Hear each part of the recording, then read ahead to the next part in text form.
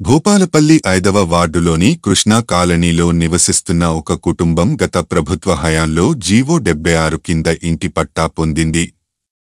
వారు ఆ స్థలంలో ఇల్లు కట్టుకోవడం ప్రారంభించగానే 5వ వార్డు కౌన్సిలర్ కుమారుడు మహేందర్ మరియు అతని అనుచరులు దౌర్జన్యంగా వారి ఇంటిని గోడను కూల్చివేశారు. ఈ బెదిరింపుల వల్ల బాధితులు భయంతో బిక్కుబిక్కుమంటూ జీవిస్తున్నారు. ఎవరికి చెప్పాలో తెలియని అయోమయంలో ఉన్నారు. నమస్కారం అండి, నా పేరు స్నేహశ్రీ, మాది కృష్ణ కాలనీ భూపాలపల్లి. మేము 76 జీవో ప్రకారం ఇక్కడ ల్యాండ్కి రిజిస్ట్రేషన్ చేయించుకొని ఇల్లు కట్టుకున్నామండి. 8-9 నెలలు అవుతుంది మేము రిజిస్ట్రేషన్ చేయించుకొని. మొన్ననే ఇల్లు కట్టుకున్నాము. ఇన్ని రోజులు కొన్ని ఇష్యూల వల్ల ఆపినాము. ఇప్పుడు పర్మిషన్ అన్నీ తెచ్చుకున్న తర్వాత ఇంటి నెంబర్ అన్నీ వచ్చినాయండి. అన్నీ వచ్చి అంతా క్లియర్ అయిపోయి మేము ప్రహారీ కూడా ఇక్కడ కట్టుకున్న దాన్ని ఎమ్మెల్యే గారి సహాయంతో మేము సార్కి చెప్పి అంత కట్టుకున్నామండి. సార్ కూడా కట్టుకోమన్నారు. అన్న తర్వాత ఇప్పుడు కొత్తగా 5వ వార్డు కౌన్సిలరు, మాది 6వ వార్డు అండి.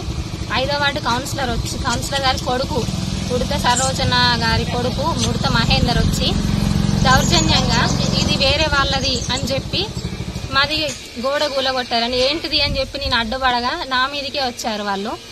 అడ్డుపడితే నా మీదకే వచ్చి నన్నే తిట్టారు. ఇంకా నీకేంద్ర ఎక్కడ చెప్పుకుంటావు చెప్పుకోపో అని అంటున్నారు. ఎందుకు ఇట్లా చేస్తారు అన్న ఏంటిది అని చెప్పానంటే మమ్మల్ని ఎమ్మెల్యే పంపించిందని చెప్పని ఎమ్మెల్యే గారి పేరు వాడుకుంటున్నారు. ఎమ్మెల్యే గారు మమ్మల్ని ఇక్కడ కట్టుకోమని చెప్పారు. నాకు అన్ని ఉన్నాయి సార్ అని చెప్పనేసి అని అంటేనే ఎమ్మెల్యే గారు సార్ చెప్పి అన్ని చూపించిన తర్వాతనే మేము వచ్చి ఇక్కడ ఇల్లు కట్టుకోవడం స్టార్ట్ చేసినాము.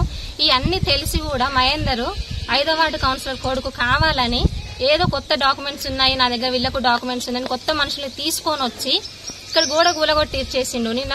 నేను మా మీదకి వచ్చి దౌర్జన్యం చేయబోయిండు.